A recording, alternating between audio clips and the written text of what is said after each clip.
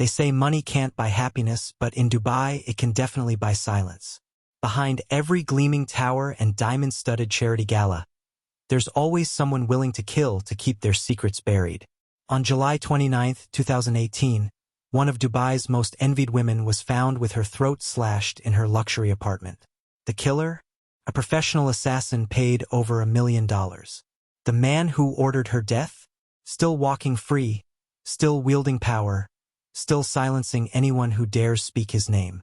Have you ever been so mesmerized by someone's wealth and status that you ignored every red flag screaming at you to run? Do you know someone who stayed in a toxic relationship because leaving felt impossible? Have you ever wondered what happens when you cross someone who believes they own you? Most of us have been there. That moment when luxury blinds us to danger.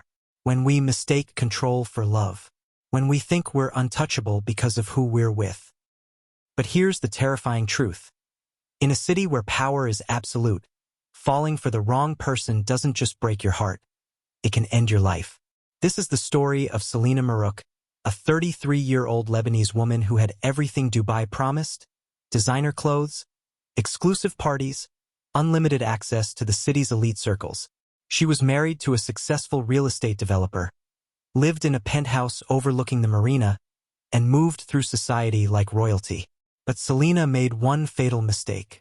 She fell for a man whose ego was bigger than his empire, whose obsession ran deeper than the Persian Gulf, and whose reach extended far beyond anything she could have imagined.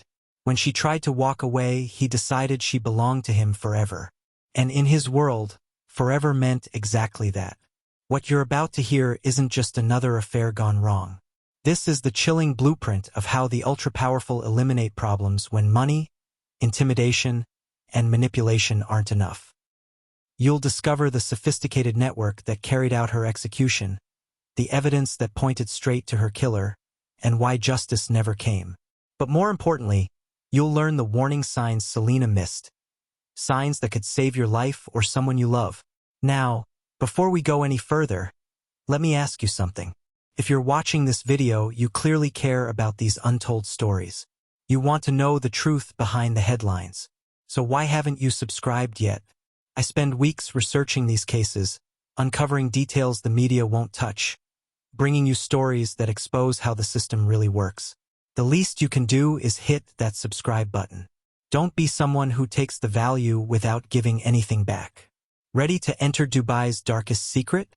Ready to meet the woman who paid the ultimate price for trusting the wrong man? This is Selena's story. Dubai, the city that turned sand into gold and dreams into skyscrapers. Walk down Sheikh Zayed Road and you'll see architectural miracles reaching toward the clouds, each one a testament to human ambition and unlimited wealth. The Burj Khalifa pierces the sky like a needle of glass and steel. The Palm Jumeirah spreads across the coastline like a man-made paradise.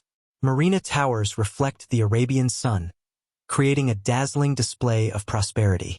This is where billionaires park their superyachts next to multi-million-dollar penthouses, where Lamborghinis and Ferraris are as common as taxicabs, where shopping malls house indoor ski slopes and aquariums filled with sharks, where money flows like water and water flows like champagne. But every paradise has its serpents. In Dubai, those serpents wear Armani suits and drive Bentleys. They attend charity galas where a single piece of jewelry costs more than most people earn in a lifetime. They shake hands with world leaders and sign contracts worth billions. They control construction empires, energy investments, and political networks that stretch across continents. These are the men who built this desert miracle, and they own every grain of sand it stands on. Here, your bank account determines your worth. Your connections decide your fate. Your silence ensures your survival. Cross the wrong person and you don't just lose your job or your reputation. You lose everything. The expatriate community learned this lesson early. Russian oligarchs, British financiers, Lebanese entrepreneurs, Indian tech moguls, they all came chasing the tax-free dream. Most succeeded. Some thrived. A few discovered that certain prices are paid in blood. Local newspapers call them tragic accidents or unfortunate incidents. International media gets carefully worded press releases about ongoing investigations. Online forums discussing these cases mysteriously go dark overnight. Even whispered conversations at dinner parties carry risk. Because in Dubai, the most dangerous secret isn't what you know. It's who you know it about. This is the world Selena Maruk inhabited. A world where appearance meant everything and truth meant nothing. Where women were accessories to powerful men's legacies. Where love was just another transaction, and betrayal was a capital offense. Now, I want to hear from you. Drop a comment below and let me know where in the world you're watching this from. Are you in Dubai right now? Have you ever visited this glittering city? Or are you watching from somewhere far away, wondering what really happens behind those gleaming towers? Let me know in the comments. I love connecting with viewers from around the globe. Selena Maruk stepped out of her white Maserati and every head turned. At 33, she embodied everything Dubai's elite aspired to become. Tall, elegant, with dark hair that caught the light just right and a smile that could open doors to the most exclusive venues in the city. She wasn't just beautiful. She was polished to perfection. Born in Beirut to a middle-class Lebanese family, Selena had reinvented herself completely when she moved to Dubai. Gone was the modest girl from the mountains of Lebanon. In her place stood a sophisticated woman who spoke 3 languages fluently, knew exactly which fork to use at state dinners, and could navigate complex social hierarchies with surgical precision. Her husband Omar Al-Hassan was everything a Dubai wife could want. A successful real estate developer with projects across the Emirates, he'd built his fortune transforming empty lots into luxury residential complexes. His company's logo appeared on construction sites throughout Jumeirah Beach Residence and Dubai Marina. Omar was handsome, wealthy, and respected in business circles. They lived in a penthouse on the 15th floor of Rimal Tower 2 in JBR, with floor-to-ceiling windows offering panoramic views of the Arabian Gulf. Their home featured Italian marble floors, custom furniture from European designers, and an art collection worth more than most people's houses. Every detail screamed success. Selena threw herself into the role of society wife with remarkable dedication. She chaired fundraising committees for children's hospitals, organized charity auctions that raised millions for cancer research, and hosted elegant dinner parties where business deals worth hundreds of millions were discussed over champagne and caviar. Her calendar was filled with gallery openings, fashion shows, and diplomatic receptions. She lunched at Nobu, shopped at the Gold and Diamond Park, and spent weekends on friends' yachts cruising the coastline. Her Instagram feed looked like a luxury lifestyle magazine. Always perfectly curated, always enviable. To anyone watching from the outside, Selena had achieved the ultimate Dubai dream. She had status, security, and access to a world most people could only observe from a distance. She seemed untouchable, protected by her husband's success and her own carefully constructed reputation. But here's what I need you to understand about this channel. While other creators rush to publish half-researched content for quick views, I spend weeks investigating every detail, interviewing sources, and fact-checking information to bring you the complete truth. These stories matter. They expose how systems really work and why justice often fails the most vulnerable. If that kind of in-depth reporting matters to you, then prove it. Subscribe to this channel. Don't just consume the content, support the work. In early 2016, Selena received an invitation that would change everything. The Children's Hope Foundation was hosting its annual gala, and they needed someone with connections to secure high-profile sponsors. Selena's reputation as a successful fundraiser made her the obvious choice. That's when she first encountered Emir Darius Al-Zaydan.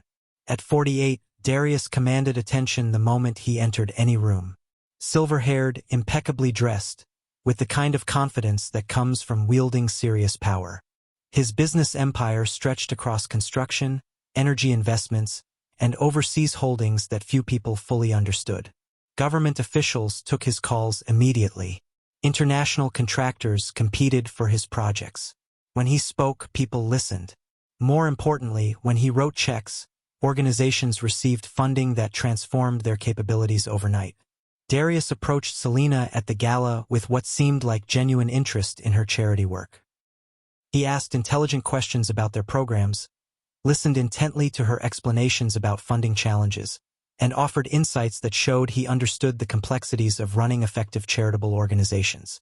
By the end of the evening, he'd committed to a six-figure donation and suggested they meet to discuss additional partnership opportunities.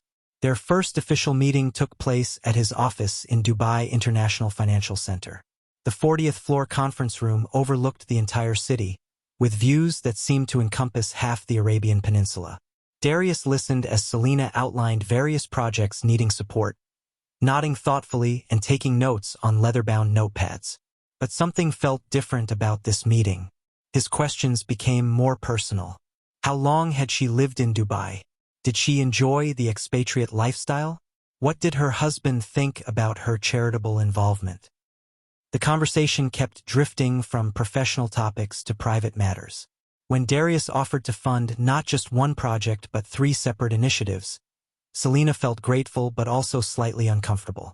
The generosity seemed excessive, especially from someone she'd just met. He insisted on personal meetings to discuss progress reports rather than accepting written updates. He wanted detailed explanations about how funds were being allocated, delivered in person at restaurants or his office. Each meeting lasted longer than necessary, with conversations that wandered into personal territory. Looking back, these were the first warning signs. The excessive generosity meant to create obligation.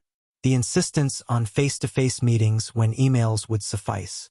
The gradual shift from professional discussions to personal curiosity. Have you ever ignored obvious red flags because someone was offering you exactly what you wanted? Have you convinced yourself that uncomfortable feelings were just paranoia because the benefits seemed too good to pass up? Drop a comment and let me know, because recognizing these patterns could literally save your life. By late 2016, professional meetings had transformed into something far more dangerous. What started as charity discussions over coffee became private dinners at Dubai's most exclusive restaurants. Darius would reserve entire sections of establishments like Pier Chic or La Petite Maison, ensuring complete privacy for conversations that grew increasingly intimate. The gifts started small. A custom-designed bracelet to thank you for your exceptional work. A rare first edition book because he'd remembered her mentioning a favorite author. Flowers delivered to her office with handwritten notes praising her dedication to charitable causes. Then came the invitation that changed everything. A weekend retreat to his private estate in the Hajar Mountains. The compound was breathtaking. Traditional Arabian architecture mixed with modern luxury, overlooking valleys that stretched toward the horizon. Staff members attended to every detail. Fresh fruit arranged perfectly, traditional oud music playing softly in courtyards, silk cushions arranged around infinity pools that seemed to merge with the mountain landscape. Selena found herself swept into a world she'd never experienced. Even with Omar's considerable wealth, this wasn't just money. This was power expressed through luxury that felt almost otherworldly. Private chefs prepared 7-course meals using ingredients flown in from around the globe. Vintage wines that collectors would kill for were opened casually with dinner. The seduction was masterful and calculated. Darius presented himself as someone who truly understood her. Her intelligence, her ambitions, her need for something more meaningful than the shallow social scene she navigated daily.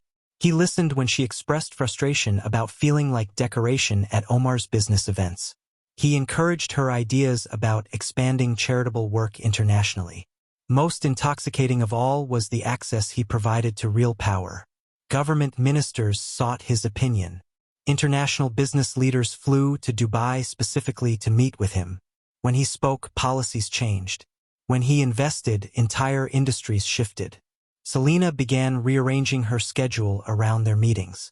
She found reasons to extend business trips, created charitable obligations that required his input, and started lying to Omar about her whereabouts. The psychological manipulation was subtle but devastating. Darius made her feel special, chosen, elevated above everyone else in their social circle. He shared confidential information about business deals and political developments, making her feel like a trusted insider. He praised her intelligence while subtly criticizing Omar's failure to appreciate her capabilities. Before we continue with what happened next, I need to pause and ask you something that's been bothering me. You've been watching this detailed investigation for several minutes now, absorbing information that took me weeks to research and verify. But you still haven't subscribed. Why is that? Do you think this level of research just happens automatically? These stories don't tell themselves. If you're getting value from this content, if you want to keep seeing these untold stories exposed, then hit that subscribe button. Don't be the person who takes everything and gives nothing back. By 2017, the fairy tale had become a nightmare, but Selena was too deep to recognize the transformation. What she'd mistaken for devotion revealed itself as possession. What she'd interpreted as protection was actually control. Darius began monitoring her movements with frightening precision. Drivers appeared at her appointments. Not her usual chauffeur, but men she'd never seen before who seemed to know exactly where she needed to go and when. When she questioned this, Darius explained it as enhanced security because of her association with him. Her phone started receiving calls at odd hours.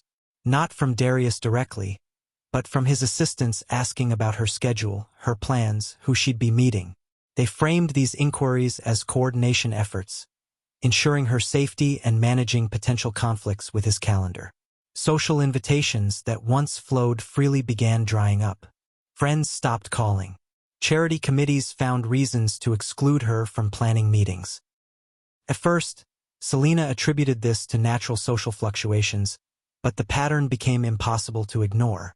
The isolation was methodical. Darius would praise her intelligence while subtly criticizing her friends as shallow or untrustworthy. He'd express concern about people taking advantage of her generous nature. He'd offer compelling reasons why certain social events weren't worth her time, positioning himself as the only person who truly valued her contributions. Claire Dubois, a French expatriate who ran an art gallery in DIFC, became Selena's only remaining confidant. During one of their increasingly rare lunch meetings at a quiet cafe in Jumeirah, Selena finally admitted what she'd been hiding. "I feel trapped," she whispered, glancing around nervously. "Every move I make gets reported back to him. Every conversation is somehow monitored. I can't breathe without permission." Claire had noticed the change, the constant phone calls Selena received during their meetings, the way she'd check her watch obsessively, how she'd grown thin and anxious over the past months. "Then leave him," Claire said simply. Selena's laugh was bitter. "You don't understand. Men like Darius don't accept rejection. They don't allow people to walk away. I've seen what happens to those who try." The fear in her voice was genuine. By this point, Selena had witnessed Darius destroy business competitors who challenged him, seen political opponents suddenly face corruption investigations, watched social rivals find themselves excluded from every meaningful circle in the city. Walking away wasn't just difficult, it felt impossible. Are you still there watching this? If you've made it this far into Selena's story, then you understand how these dangerous relationships develop. Comment below if you're still here.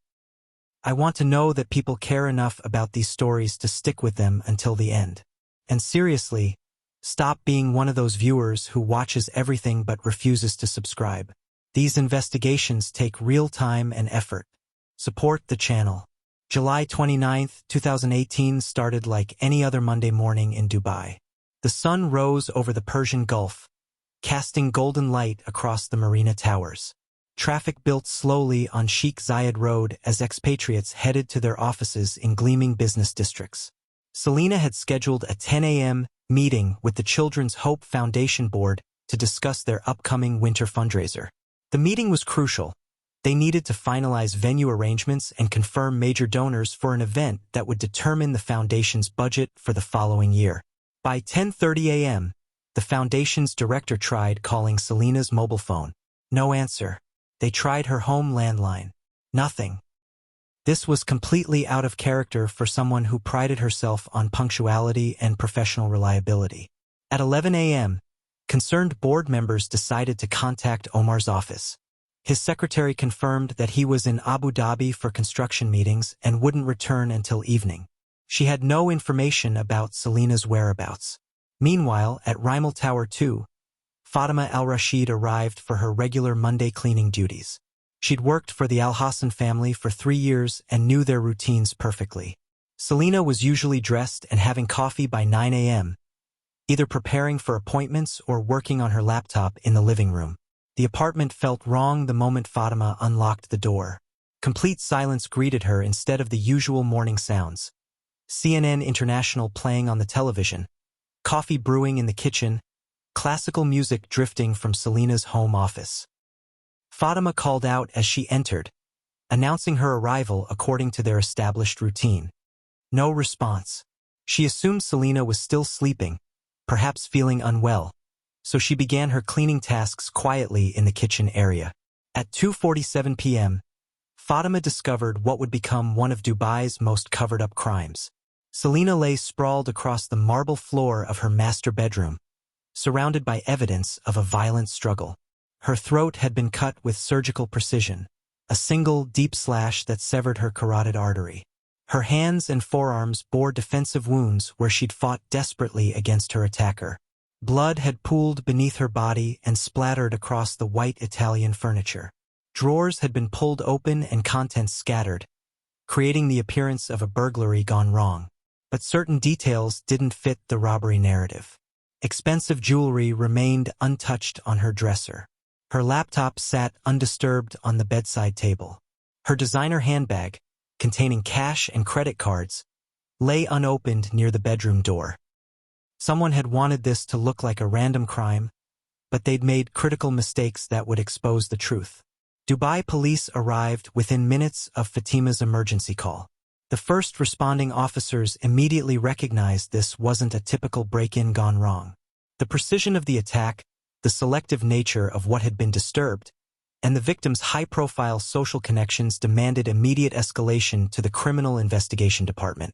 Detective Inspector Khalid Al-Mansouri had seen hundreds of crime scenes during his 15-year career, but Selena's murder stood out for its calculated brutality. The killer had used a surgical blade, not a kitchen knife or common weapon. The throat wound was positioned perfectly to cause rapid blood loss while minimizing struggle time. This wasn't passion or rage. This was professional execution disguised as amateur crime. The staged burglary elements were almost insulting in their obviousness. Drawers had been opened and contents dumped, but nothing valuable was missing.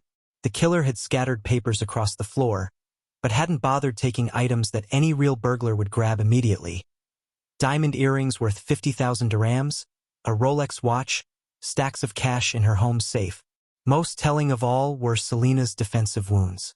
She'd fought for her life, scratching and clawing at her attacker. Under her fingernails, forensic specialists found skin cells and blood that didn't match her DNA profile. The killer had left biological evidence that would prove crucial to identifying him. But it was Dubai's world-class surveillance network that provided the most damning evidence. The building's CCTV system captured everything. At exactly 11:42 a.m., a man in maintenance coveralls approached the tower's service entrance. He wore a baseball cap pulled low over his face, but his gait and body language suggested someone comfortable navigating the building's security protocols. He presented a magnetic access card to the service door scanner. The card worked perfectly, granting him immediate entry to the tower's restricted areas. This wasn't a stolen card or duplicate. The magnetic coding was too sophisticated for amateur forgery. Security cameras tracked his movement through the service corridors, up the freight elevator to the 15th floor, and directly to Selena's apartment door. He carried a small duffel bag and moved with purposeful efficiency, showing no hesitation about his destination or mission. 10 minutes and 37 seconds later, the same cameras captured his exit. He emerged from Selena's apartment carrying the same duffel bag, now noticeably heavier. His coveralls showed no bloodstains. He'd either been extremely careful or changed clothes after the murder. The killer took a different route out, using the building's maintenance corridors to reach a side exit that opened onto the street behind the tower. A taxi waited in the exact position where building cameras had limited coverage. Within 24 hours, Dubai police had traced this taxi through the city's extensive traffic monitoring system. The trail led directly to Dubai International Airport, where immigration records showed the suspect departing on an Egypt Air flight to Cairo just 6 hours after the murder. You know what's frustrating? I'm giving you this level of detailed investigation, breaking down exactly how this professional hit was executed, and most of you still haven't subscribed. This isn't entertainment. This is serious journalism exposing how contract killings operate in one of the world's most surveilled cities. If you value this kind of reporting, prove it. Dubai's law enforcement technology is among the most advanced in the world, and Selena's case would test every capability the system possessed. The Oyun surveillance network, Arabic for eyes, consists of over 100,000 cameras positioned strategically throughout the emirate. These aren't basic security cameras. They're high-definition systems with facial recognition software, license plate readers, and artificial intelligence that can track individuals across the entire city. Within hours of identifying their suspect at Selena's building, investigators began the painstaking process of tracing his movements backward through Dubai's digital web. Camera by camera, they reconstructed his day from arrival to departure. The man had entered Dubai 3 days earlier on a tourist visa issued to Youssef Barakat, a 42-year-old Egyptian national. Immigration records showed this was his first visit to the UAE, officially arriving for a brief vacation. His passport indicated employment as a construction supervisor in Cairo, with previous travel limited to other Middle Eastern countries. But Youssef's movements in Dubai told a different story. Instead of visiting tourist attractions or staying in hotels, surveillance footage showed him conducting reconnaissance around Rimal Tower 2. He'd observed the building's security protocols, studied shift changes among doormen, and mapped entrance points over multiple days. The breakthrough came when investigators processed the DNA evidence found under Selena's fingernails. Youssef's biological profile matched samples in Egypt's criminal database, revealing his real background as a former military operative with specialized training in covert operations. Financial investigators simultaneously tracked the money trail that would expose who'd hired him. 3 weeks before Selena's murder, a wire transfer of exactly $1.5 million had moved from a Swiss bank account into Youssef's personal account in Cairo. The Swiss account belonged to Meridian Holdings, a shell company registered in the Cayman Islands. Corporate records from Meridian Holdings were deliberately obscured through layers of legal complexity, but patient investigation revealed the ultimate beneficial owner, Emir Darius Al-Zaydan. The most damning evidence emerged from telecommunications data. Youssef's phone had communicated extensively with an unlisted satellite number during his time in Dubai. This number was registered to another shell company, Falcon Communications International, which further investigation showed was wholly owned by companies in Darius's business empire. Phone records indicated contact between this number and Youssef's device just hours before the murder, immediately afterward, and again during his journey to the airport. The communication pattern suggested operational coordination and confirmation of mission completion. Dubai police now had a complete chain of evidence. Financial records proving payment, communications data showing coordination, DNA evidence confirming identity, and surveillance footage documenting execution. They had everything except jurisdiction to arrest the man who'd ordered Selena's death. Are you still watching at this point? Comment below if you're following this investigation to the end. I want to see who's actually engaged with these detailed breakdowns. And seriously, if you're learning about how professional assassinations actually work in the modern world, the least you can do is subscribe to support this research. With overwhelming evidence pointing directly to Emir Darius Al-Zaydan, Dubai authorities faced an impossible situation. Arresting one of the Emirates' most powerful political figures would create international headlines that could damage Dubai's reputation as a safe haven for global business and investment. The solution was elegant and corrupt. Transfer the case to Egyptian jurisdiction. Since Youssef Barakat was Egyptian and had fled to Egypt, authorities argued that prosecution should occur where the suspect could be apprehended.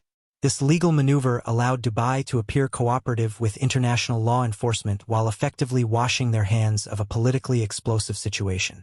Egyptian authorities arrested Youssef within weeks of receiving the extradition request. But what happened next exposed how justice can be manipulated when powerful interests are at stake. During interrogation, Youssef initially denied involvement in Selena's murder. But faced with DNA evidence, surveillance footage, and financial records, he eventually admitted to carrying out the killing. However, His confession contained a chilling statement that would never appear in official court documents. She betrayed a man who does not forgive betrayal. Egyptian prosecutors charged Youssef with premeditated murder and initially sought the death penalty. The case seemed straightforward: overwhelming physical evidence, clear motive, and the defendant's own confession. Egyptian courts sentenced him to death in a trial that lasted less than 3 months. But then the appeals process began and everything changed. Youssef's death sentence was reduced to life imprisonment on technical grounds related to the international nature of the crime. Then, through additional legal maneuvering involving claims of mental health issues and cooperation with authorities, his sentence was commuted to 25 years. Finally, in a move that shocked Egyptian legal observers, President Abdel Fattah el-Sisi granted Youssef a presidential pardon in 2020, citing humanitarian considerations. He served less than 2 years for brutally murdering Selena Marouk. Meanwhile, Emir Darius al-Zaydan's name was systematically erased from all official documentation related to the case. Court records that initially mentioned his companies and financial connections were redacted. Media reports that referenced the investigation's findings were withdrawn or heavily edited. Dubai's cybercrime laws proved invaluable in this cover-up effort. Online discussions about Darius's involvement in Selena's murder were deleted within hours of appearing. Social media posts connecting him to the case resulted in immediate account suspensions. Even private messages discussing his potential guilt were monitored and suppressed. Local newspapers received clear guidance about acceptable coverage. They could report on the tragic death of a prominent expatriate wife and mention the successful prosecution of her killer in Egypt, but any speculation about who might have ordered the assassination was strictly forbidden. International media outlets found their Dubai correspondents suddenly unable to secure interviews or access to official sources when pursuing stories about the case.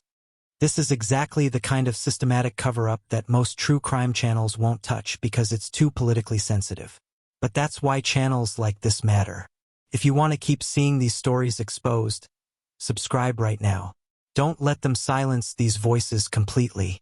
Selena's murder wasn't an isolated incident. It was part of a disturbing pattern that had been quietly developing across Dubai's expatriate community for years.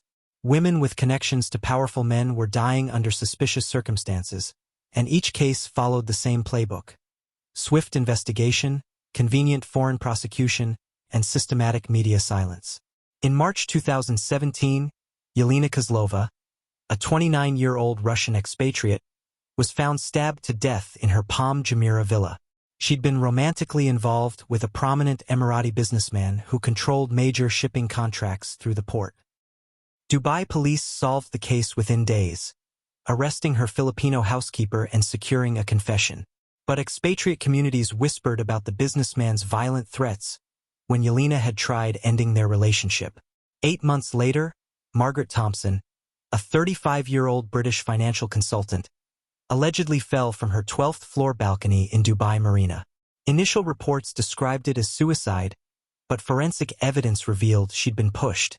Her death came just weeks after she'd threatened to expose her lover's money laundering operations to UK authorities. The case was quietly closed when her alleged killer, a Pakistani national, died in police custody before trial. The most brazen case occurred in January 2020. Priya Sharma, an Indian tech entrepreneur, died in what police initially called a car accident on Emirates Road. But accident reconstruction proved someone had tampered with her vehicle's braking system. Priya had been preparing to leave Dubai after discovering her influential partner was using her company to launder proceeds from illegal arms sales.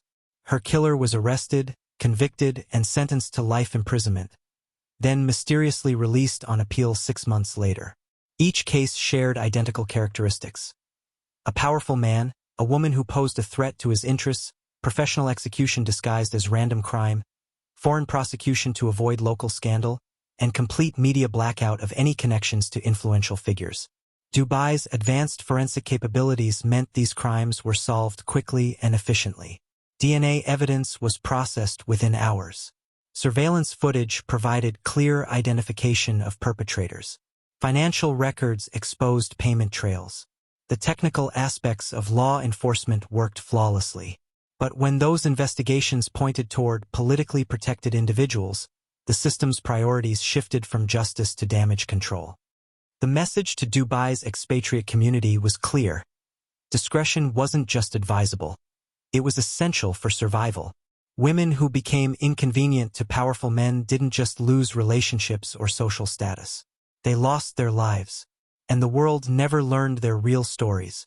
Selena's tragedy offers crucial lessons that could save lives, but only if we're willing to acknowledge uncomfortable truths about how dangerous relationships develop and escalate. The first warning sign is excessive generosity early in a relationship.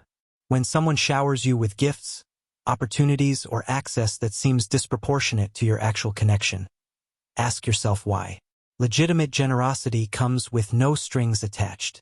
Manipulative generosity always carries hidden expectations and creates psychological debt the giver will eventually collect. Control disguised as protection is another critical red flag. If someone insists on providing your transportation, monitoring your schedule, or coordinating your social activities for safety reasons, they're not protecting you, they're isolating you. Real protection empowers you to make your own security decisions. False protection eliminates your choices entirely. Pay attention to how potential partners talk about their past relationships. If they describe every ex-partner as crazy, untrustworthy, or vindictive, that's not bad luck with dating, that's a pattern. People who consistently blame others for relationship failures rarely take responsibility for their own toxic behavior. The isolation process is gradual and methodical. It starts with subtle criticism of your friends and family. They don't really understand you like I do. They're just jealous of what we have. They're trying to come between us. Before you realize it, you've cut ties with every support system that might help you recognize the danger you're in. Financial control is often the final trap. When someone begins paying your expenses, funding your lifestyle, or making you financially dependent on them, they're not being generous, they're removing your ability to leave. Economic independence isn't just about money. It's about maintaining the practical ability to protect yourself. Most importantly, trust your instincts about feeling trapped or monitored. If you find yourself checking your phone constantly, worrying about who might be watching you, or feeling afraid to make normal social plans, those aren't relationship-growing pains. Those are survival signals your brain is sending. The women who died in Dubai had resources, education, and international connections. They weren't naive or powerless, but they were trapped by psychological manipulation that made leaving feel impossible. Their stories prove that intelligence and social status offer no protection against predators who understand how to exploit human psychology. Selena's final warning to other women was delivered through her friend Claire. I wish I'd never crossed that line. But by the time she recognized her mistake, escape was no longer an option. The lesson is simple but brutal. Some men believe they own the women they sleep with. When those men have unlimited resources and political protection, that belief becomes deadly reality. Today, if you walk past Rimal Tower 2 in Jumeirah Beach residence, nothing marks the site where Selena Marouk lost her life.